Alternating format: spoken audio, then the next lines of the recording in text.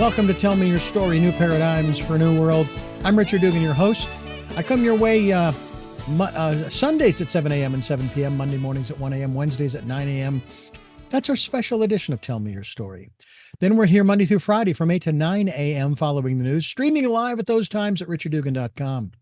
We podcast on SoundCloud, iTunes, TuneIn Radio, Spotify, Stitcher, Player FM, Blueberry, iHeartRadio, Amazon Music. We're on YouTube where you can watch these conversations. We certainly hope that you will avail yourselves of the 9 programs, the 9 guests, the 9 topics, the 9 conversations. And there's a rhythm there in the number 9. And we hope that you will also subscribe and you'll also click notifications so that when one of these 9 programs or podcasts or videocasts is posted, you'll be notified. We're on SoundCloud, iTunes, TuneIn Radio, Spotify, as I mentioned, YouTube, where you can watch these conversations. And we ask that if you can support the work that we are doing here financially, we would be gratefully appreciative. We have a PayPal account. It is there for your security as well as ours. When they ask you, to whom are you sending this support, this contribution? Put in the email address of richard@richarddugan.com. That's richard@richarddugan.com. Very simple, very easy. And then before we jump into our conversation with our very special guest today, I ask that you take part in the event we're calling the Decade of Perfect Vision, the 2020s. We ask you to take time to go within and listen to that still small voice. I guarantee you from personal experience, I speak that it is a lot easier to go through life trusting the promptings and following the promptings of my still small voice, which I call my friend, than it is to listen to a bunch of other voices. Now, that is not to say that today's program is one that you don't want to listen to, because we all have these wonderful messages, kind of like what James Redfield said in his book, The Celestine Prophecy, about how we all have messages for one another. Well, we do. And our guest has some messages for us. His name is Jim Wetrich, and he is going to share with us his insights from a book that he has put together, that he has written, that I hope that you will get a copy of and read. It is called, well, I just lost it on my screen, and I don't know why it went away. There it is. Stifled. That is the name of the book, Stifled. I was almost stifled by the internet there. My goodness. Jim, welcome to our program. Thank you so much for being with us. Richard, it's a great pleasure and honor to be with you and your audience today. I am deeply grateful and very much appreciative. Thank you so much.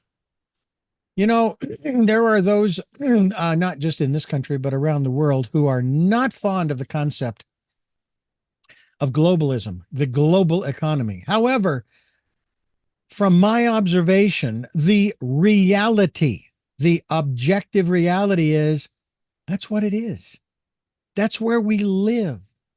And to start throwing up walls to different countries not to participate in the process, not to mention, and we won't necessarily get into this on this program today, but not to mention the fact that nobody is willing to consider the possibility that there are other ways of doing things, that we continue to do the same thing over and over and over again. Well, we're here to talk to you about one aspect of this global village, if you will, and that we've talked about many times, leadership.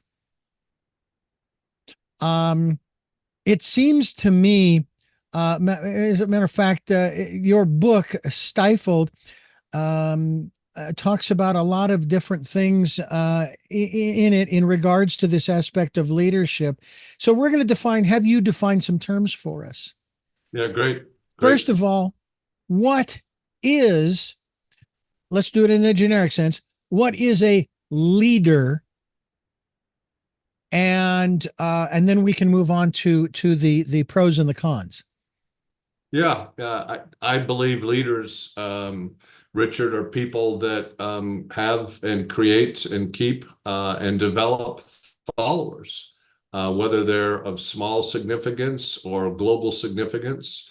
It's for me, what's important is about developing the people that are following you, however that is, whenever that is, and showing, as John Maxwell says, it's one of my favorite lines. People don't care how much you know, Richard, until they know how much you care. So it's about creating that group of people that are looking to you for support, assistance, and development. And I think that's really an important aspect of being a leader today, no matter where you are in the world. And there is a certain reality to the fact that we are all leaders at some level in our lives, if not a CEO, if not, let's say, in the military, that kind of thing. In families, parenting, even if you're an adult child of multiple siblings. I had an older sister, I have two older sisters, but the eldest, she wasn't exactly a leader, but yet she had a personality that was pretty cool. I'm the eldest male, but there was, my brother and I, who is younger than I, we were different and we went our divergent ways. So there was no bond of, how you hear about the bond between Yep, brothers, that kind yep, of thing. yep. Obviously, the parents, they were leaders. They were guiding us the best that they could. We're going to talk today about avoiding stifling leaders and where good leaders go wrong. Um, I want to touch upon this area in this regard. I interviewed someone not long ago about narcissists, psychopaths, and sociopaths. And of course, most of us of moderate intelligence would say, yeah, I want nothing to do with narcissists or psychopaths or sociopaths. But my guest made the comment that as um, distasteful it is to have to deal with people like that, believe it or not, there are things we can learn from them. Now, the ends do not justify the means. However, those types of people, they do manage to get things done. And I've often said, and again, I'm not saying that psychopaths, sociopaths, or narcissists are criminals. Don't get me wrong, but the the the criminal mind is such that it doesn't matter what laws we have on the books. They want what they want, and they'll do whatever it takes to get it by, as the phrase goes, by any means necessary. Well, so let's talk about this aspect of these, because we have them at all levels in our society. And I have a sneaking suspicion, Jim, that we are not going to change them. They are the way they are unless they have some catalytic event happen. So, barring that catalytic event, give us your perspective on this type of a leader.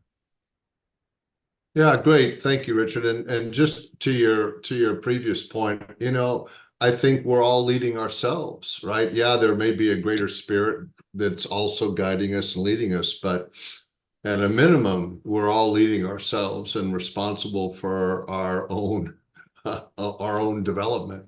Look, I think your last comment and the person you had, the guest, is spot on. There are, regardless of what we know about being authentic, empathetic, the things that most of us truly value in a leader, there are some that will never be that way, right? Mm-hmm. And there are some that are going to be narcissistic, and that's just who they are.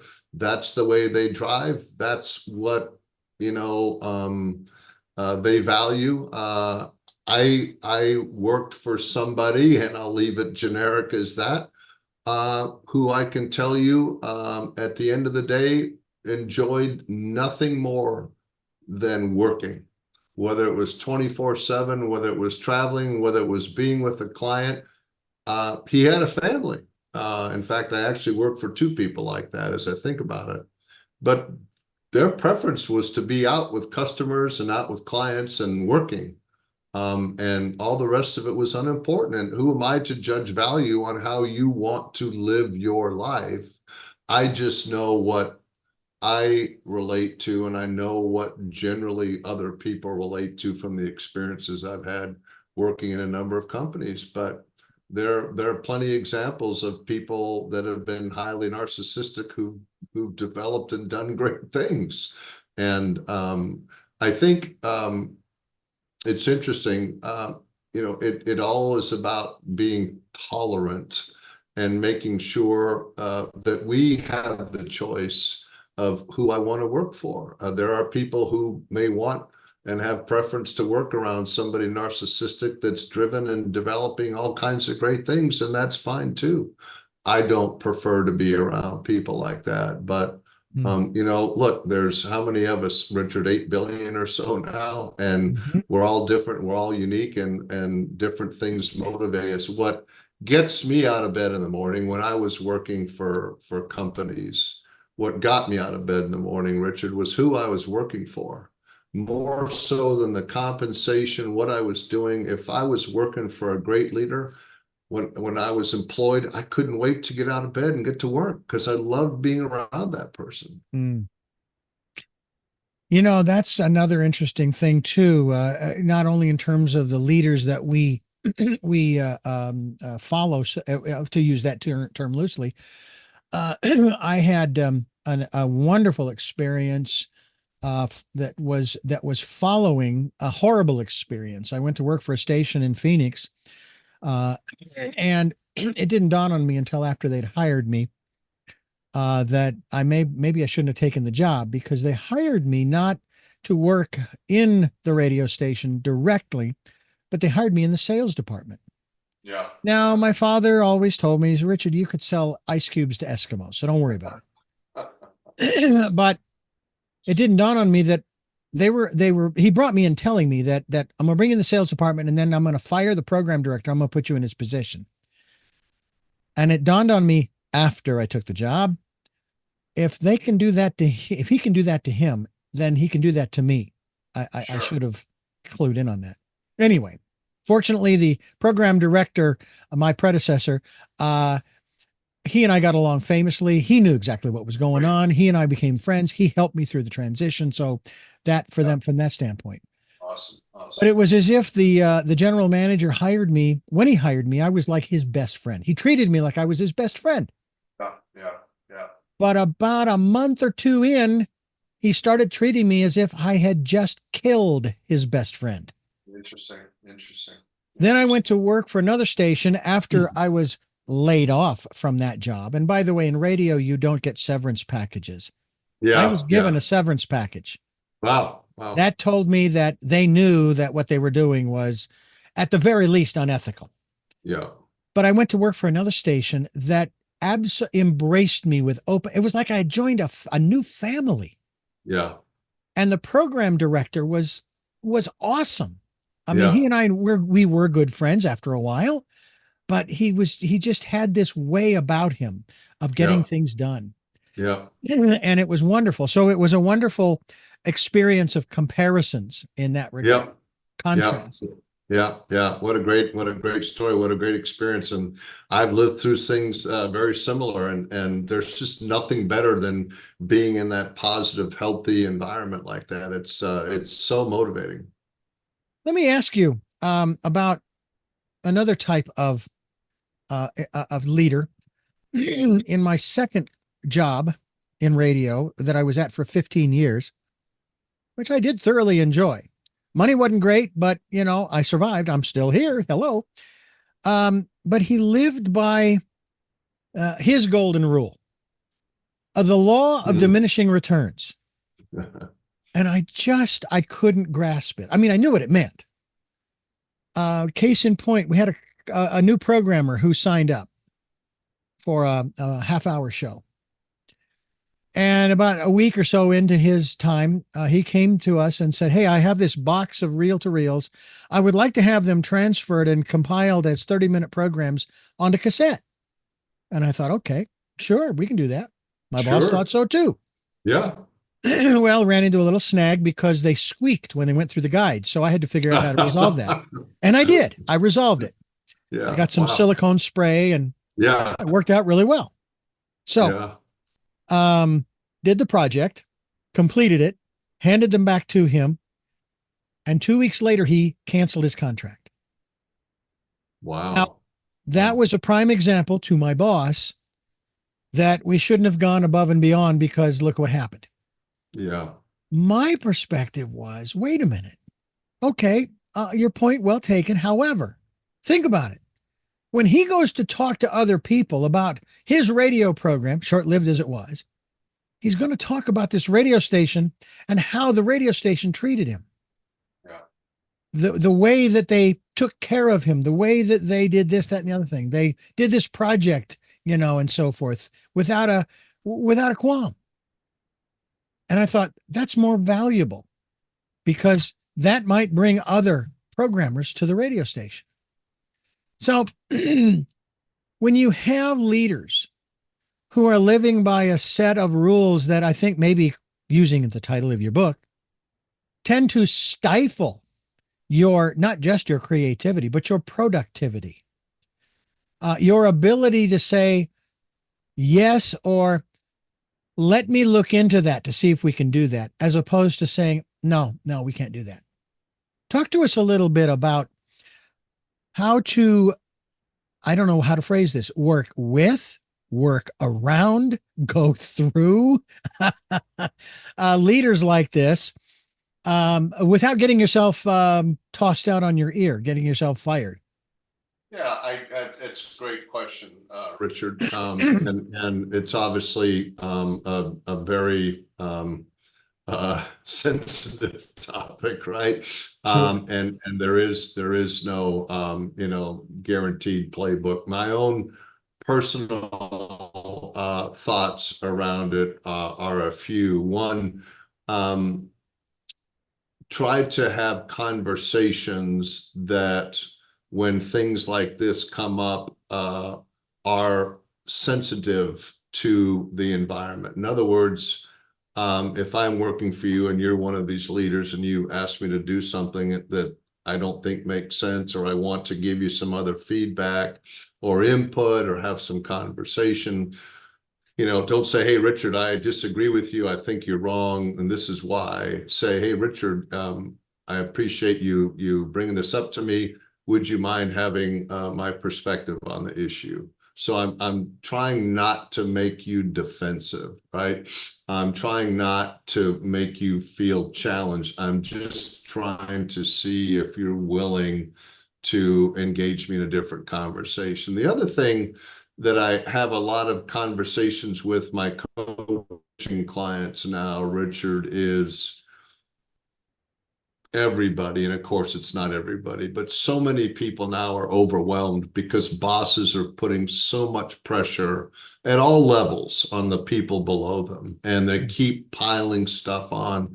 And part of what I suggest to my coaching clients, look, when your boss keeps piling stuff on, right?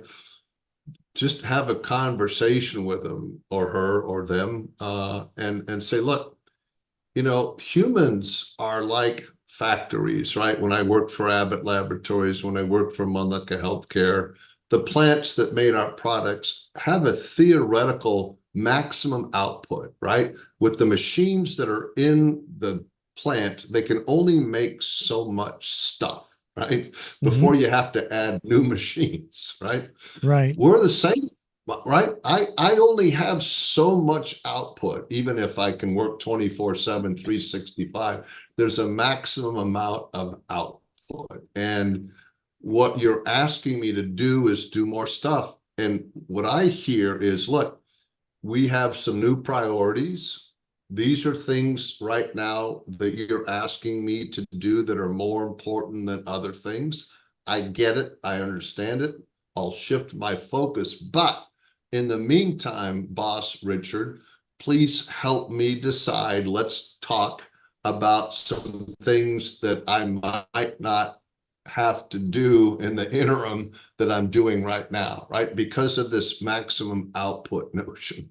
Help me. Sure, I can, because your boss Richard's asking you to do this and you're asking me to do this, and this has got to be done this week or this month or whatever. Help me understand what I can stop doing, right? Because I can't do all of it. I can't keep letting you pile on stuff. And I think all you can do, Richard, is have the conversation. But if you don't have the conversation, then you're putting yourself at risk. And I remember early on working for one of my favorite bosses I was alluding to earlier. I went to him one time and I said, Sean, I said, I just want to let you know I can't get everything done right now. And something's going to fall through the cracks. Hopefully it's not going to be something that's going to be, game changing. But if somebody comes to you and says, Wetrich just dropped the ball, then just know, it might happen. I just can't, run any faster on the hamster wheel. Yeah. Well, there are those who, and I, by the way, I have now I've worked in 2 jobs spanning over 30 years. All right. However, I've been in this business for 45. You do the math. Okay.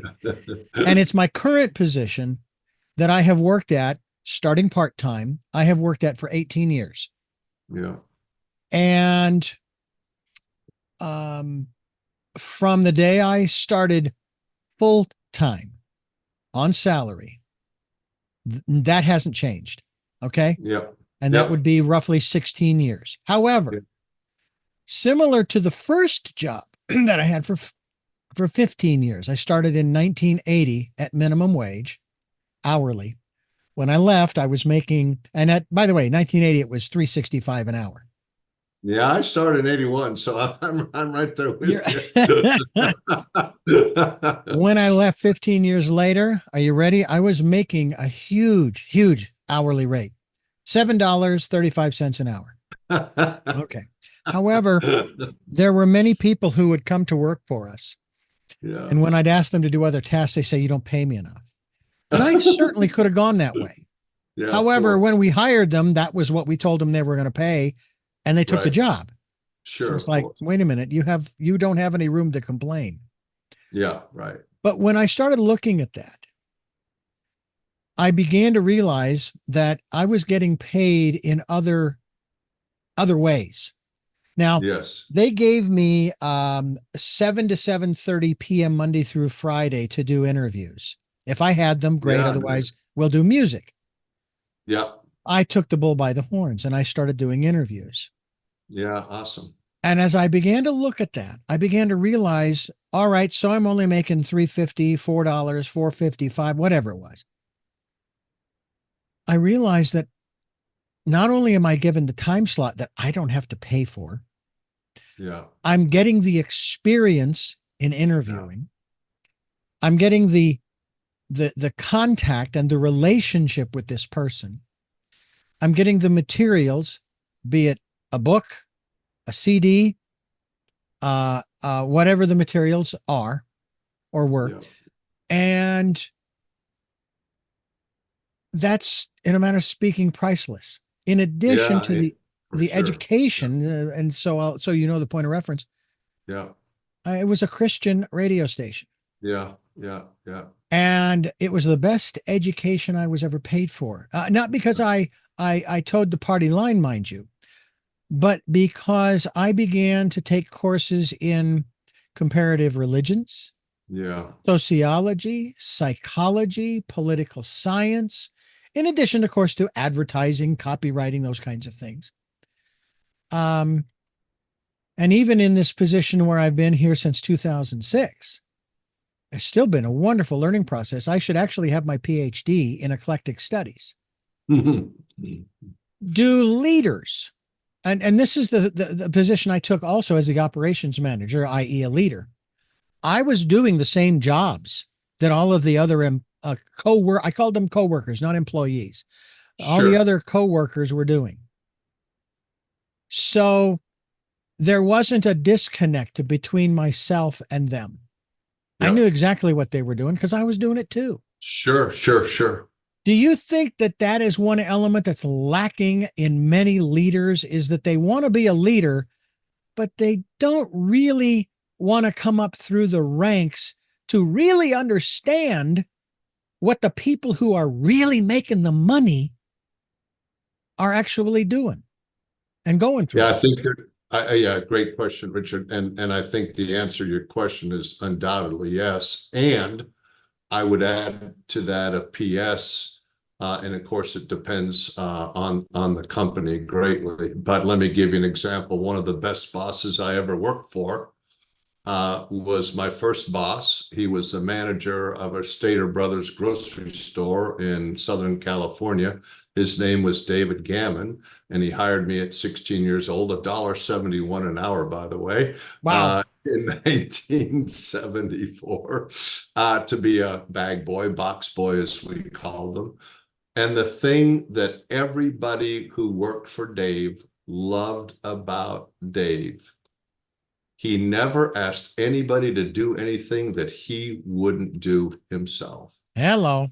Whether it was check people out, stock the shelves, mop the floors, clean the windows, take people out to their car in a hot summer day to load the groceries in their car, sweep the parking lot, pick up cigarette butts. David always helped everybody and anybody, and the respect that his team had for him was unlimited. He didn't tell people what to do. He asked people, and he would do it himself as well, and always set the example.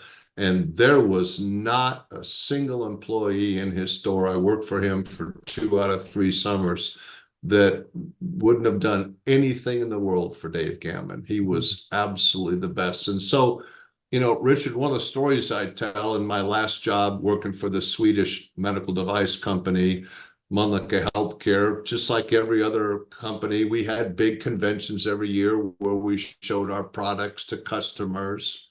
And we had exhibit booths and exhibit halls and exhibit hours. And, I was running the US and Latin America, and I knew who my peers were from the other companies. I knew who my peers were, and I knew who the CEOs were. And I would always stand at our booths in the convention hall the whole time the convention hall booths were open. And I did it for only one reason. I wasn't going to sell anything. We had lots of salespeople there to sell stuff, right? Happy to talk to a customer, but I did it to show the salespeople and the sales managers and everybody else in the organization I was no different. I'm going to stand here for 5 hours. I'm going to smile. I'm going to get a sore back and sore feet, and we're all going to go up and put our feet up.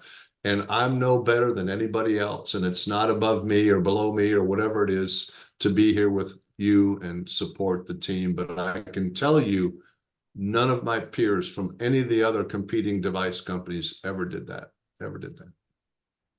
What's interesting about that is there was a good lesson that my boss at the Christian station did teach me. Whenever he would go out on a sales call, and we did have a competing radio station at the time. He would go in to do this, and they said, well, yes, the other station was here and da da da da da da da da.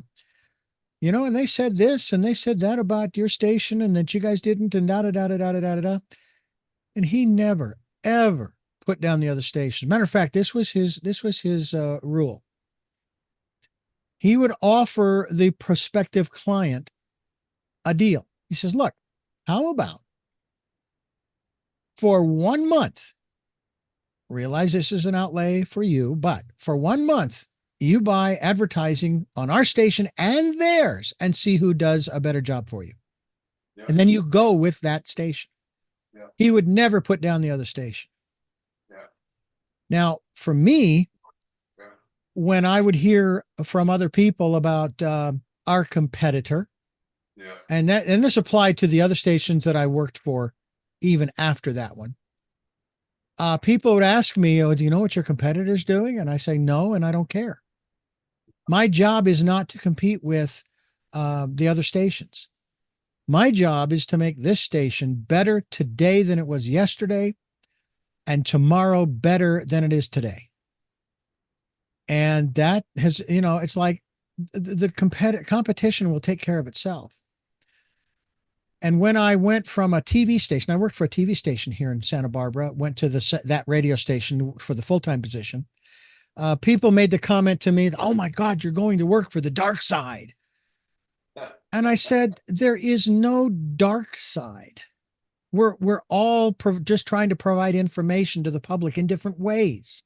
So just cut it out, knock it off, and calm down.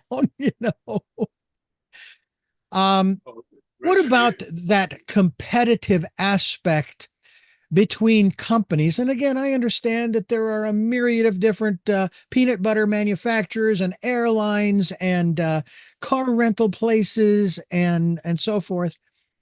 And we're going to choose the one that hopefully does a good job. But the problem that we're having today, Jim, and I know leaders are dealing with this too in these respective companies, is in a lot of instances, we have a lot of people that are they don't know how to handle customer service, for one, the public, and in some instances they really don't know their job. I mean, yeah.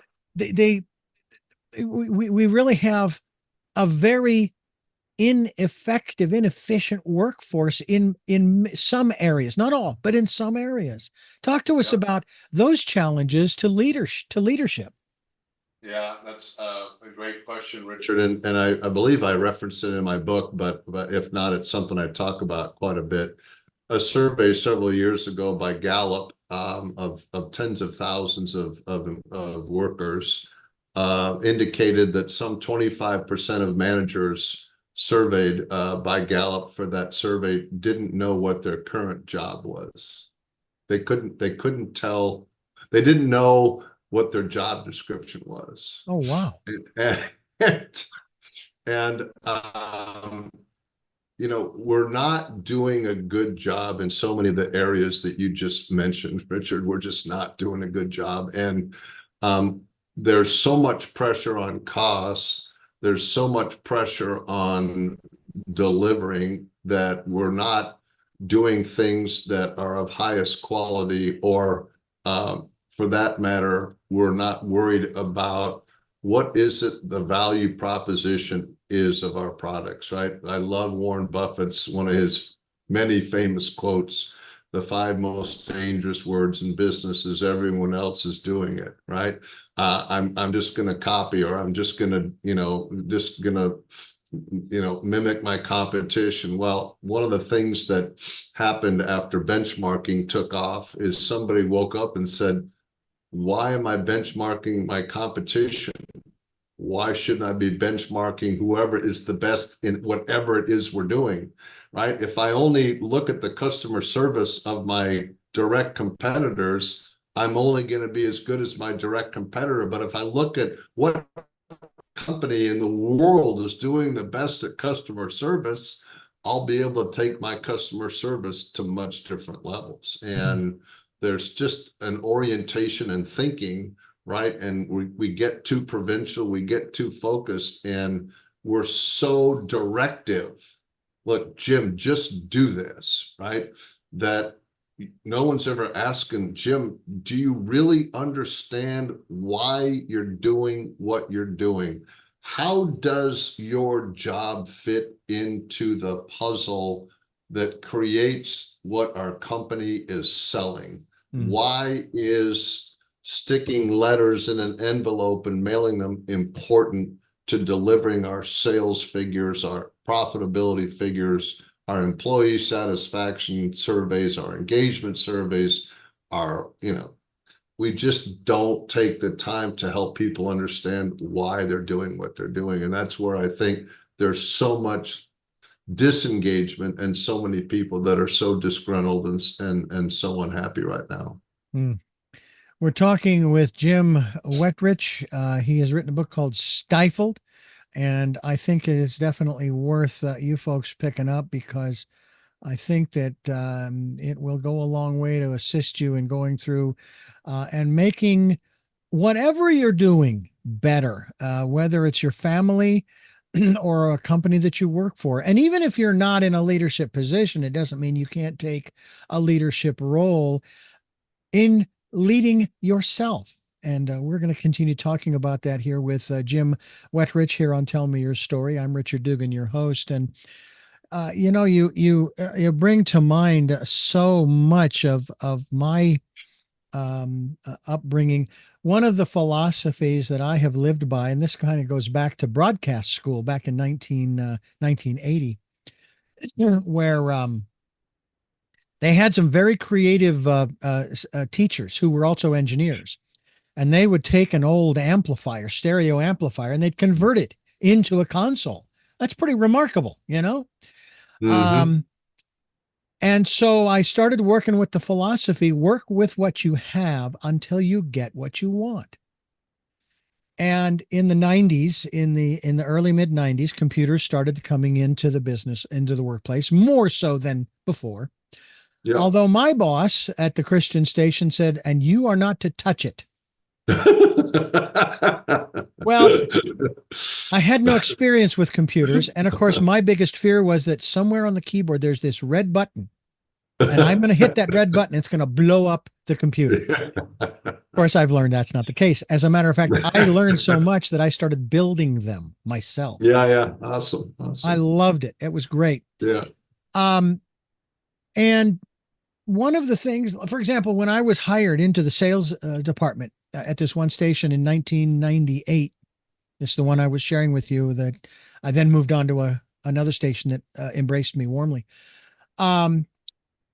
One of the things that they talked about in one of the sales meetings was that you are building a relationship. That's what you're doing. Sales is not sales; it's building a relationship. And of course, not having gone through any of this coursework or what have you, or been a salesman directly, I'm thinking, I thought the whole point of being a salesman was to sell, to get a check and give the product or service. I thought that was the point of the sale.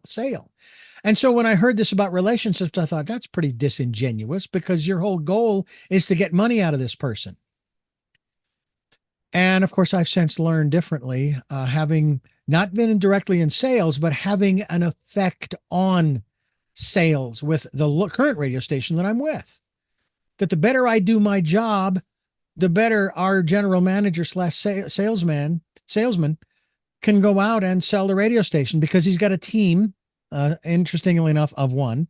I should say two, because we do have another part-timer who also handles some of the production, that can back him up, that have his back, that are going to make the client sound the very best they can, whether it's a commercial or a program. And so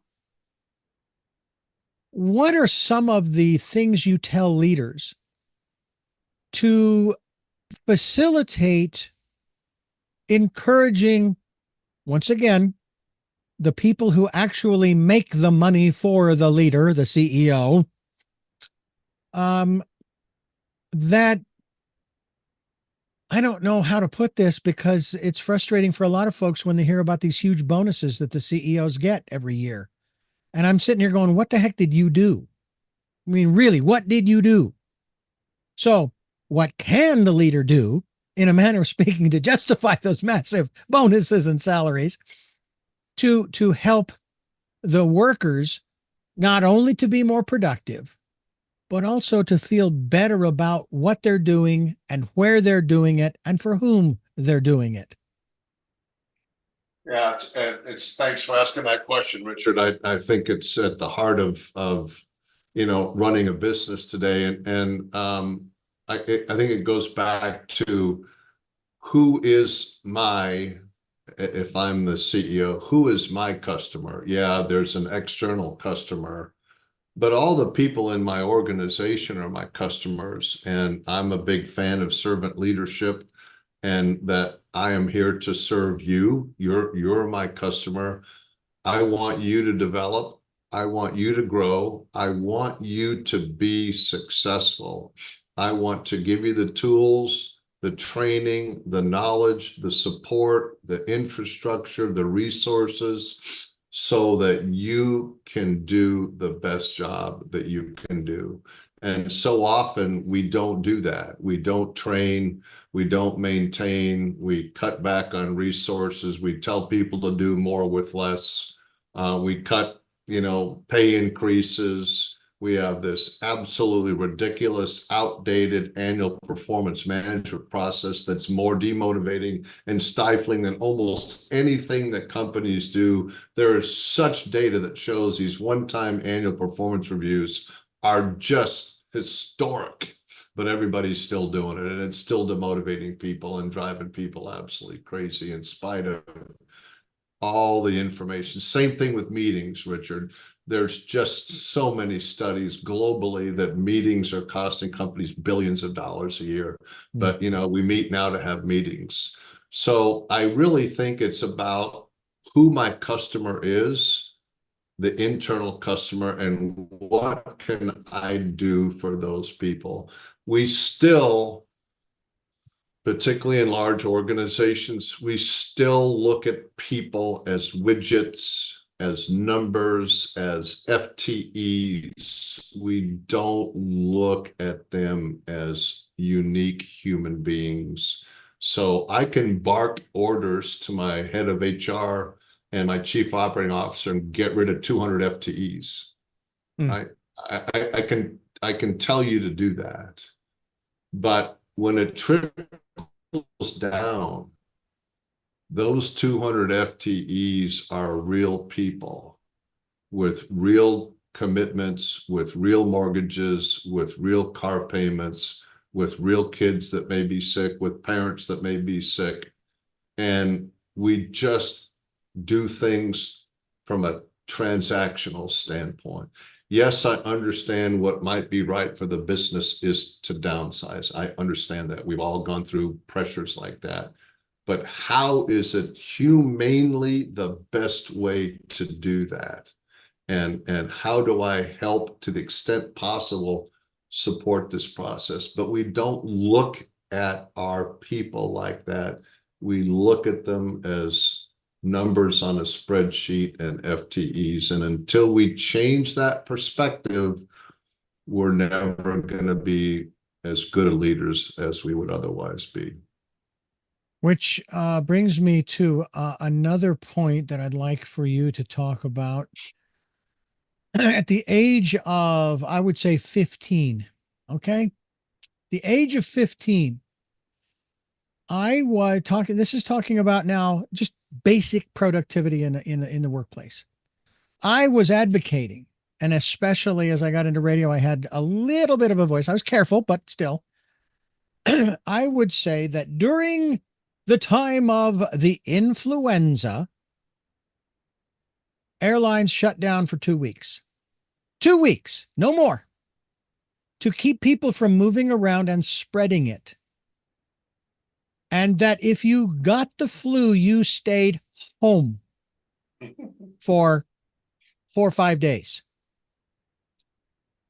Because the alternative is that not only does it spread because people are still moving all over the place, but the productivity of your company starts to diminish as people get sick, continue to come to work, spread the virus, the flu, and others get sick and they spread it, and so on and so on and so on. And then I have to ask the question, during that period of time when all these people are working sick, where's your level of productivity? Used to be at a 7 or 8, but I'll bet you it's down to 3 or 4. Maybe you get to 5. And if it is true, and I would love for you to answer this question in line with this, if it is true that the economy is the most important element in our society, then why would you jeopardize the economy for the health and well-being of your productivity team, if you will? Talk to us about that. Or am I way off base? No. I think it goes, Richard, to the pressures we've been talking about, right? And I'm not justifying that, but people are so pressurized to show up, right? I'll lose my job if I don't show up. Or if I call in sick, people won't think I'm really sick. Or if I call in sick, I won't be able to call in sick again. And is this the sickest I'm going to be? Or should I wait till a time when I really am sicker?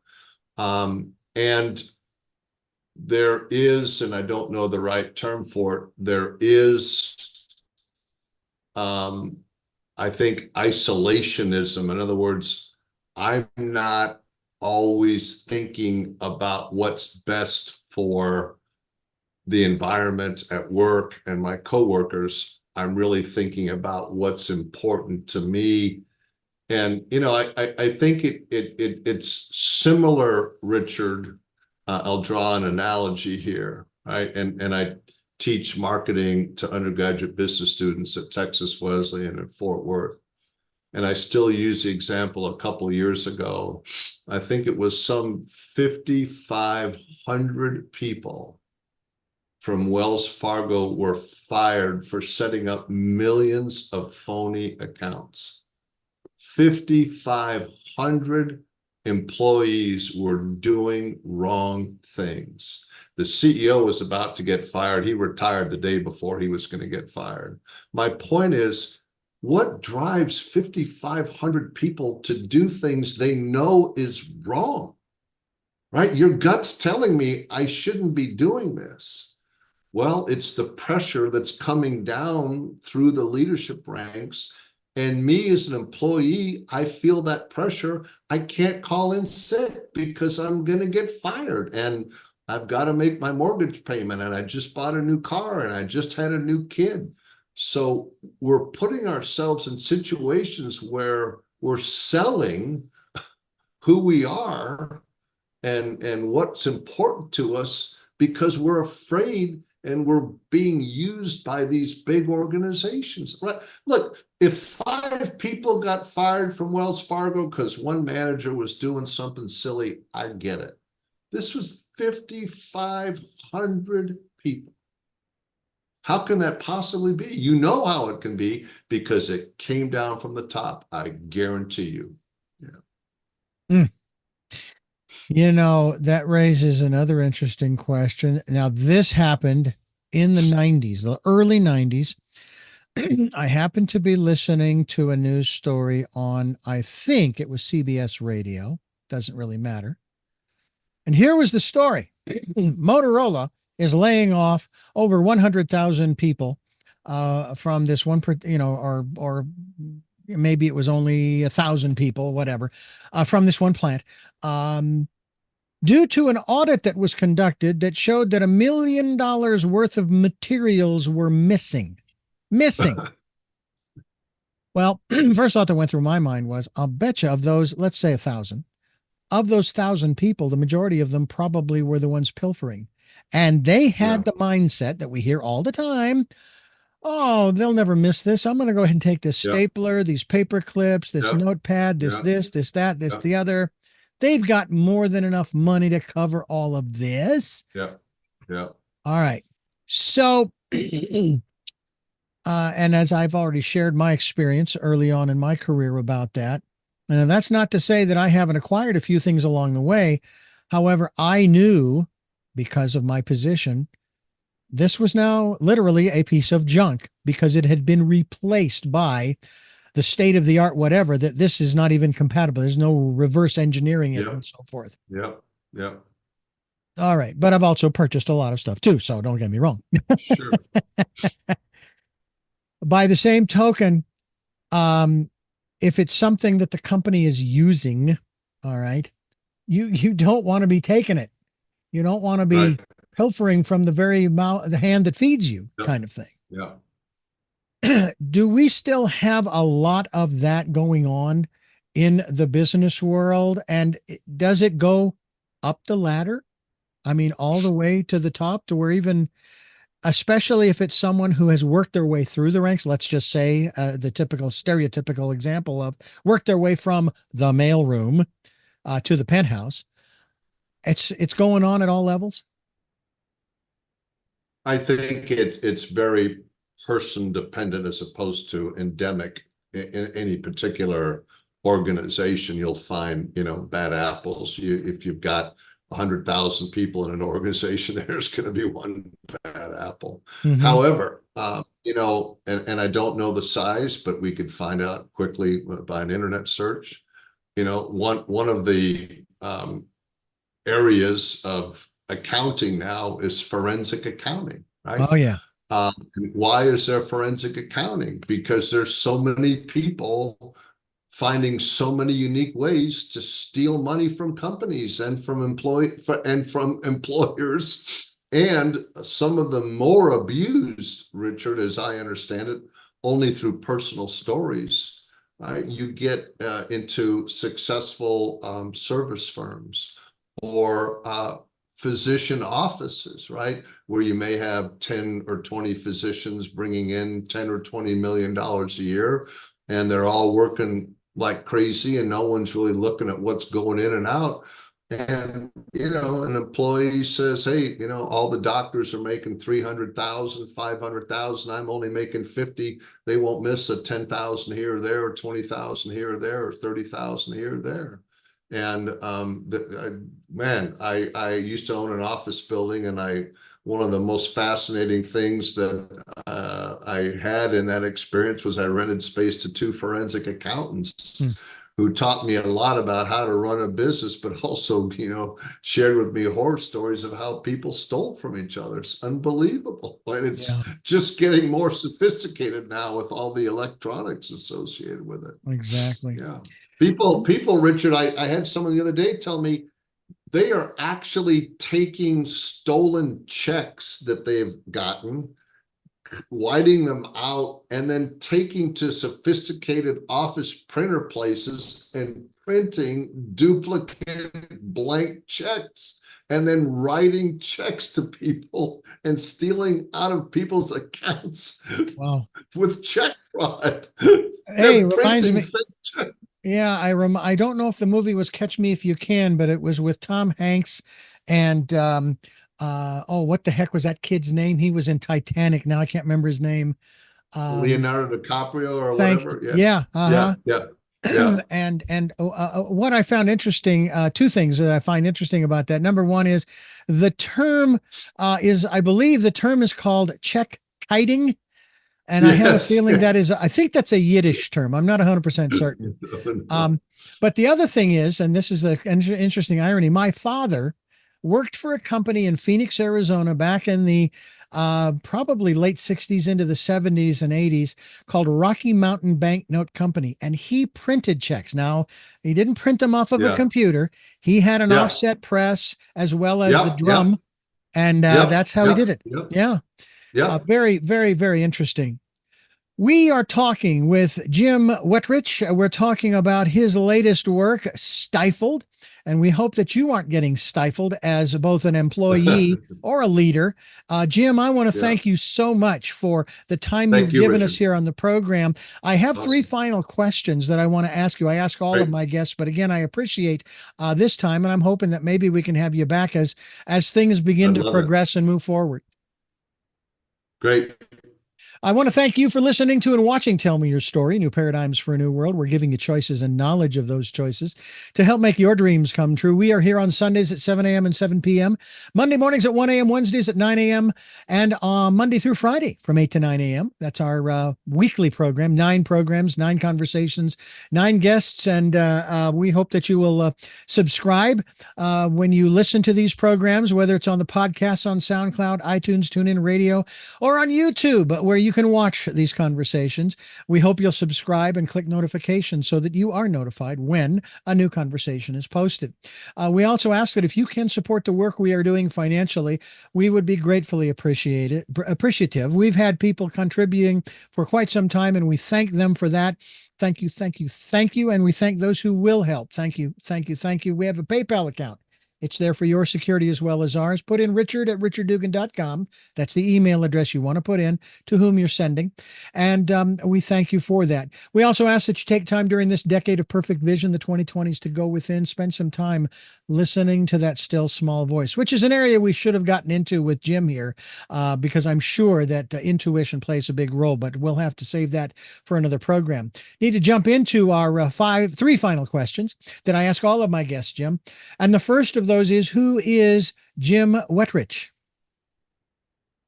Jim Wetrich is a extremely fortunate, caring individual who loves life, who lost his best friend when I was in graduate school. And I value greatly Richard as a result of that loss in 1979. I value greatly each day.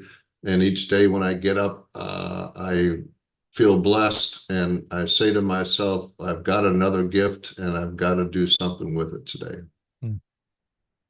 What gets you up in the morning? A passion for life. My wife, my family, my friends, my work, and trying to make a small difference in the world. And finally, what was your best day?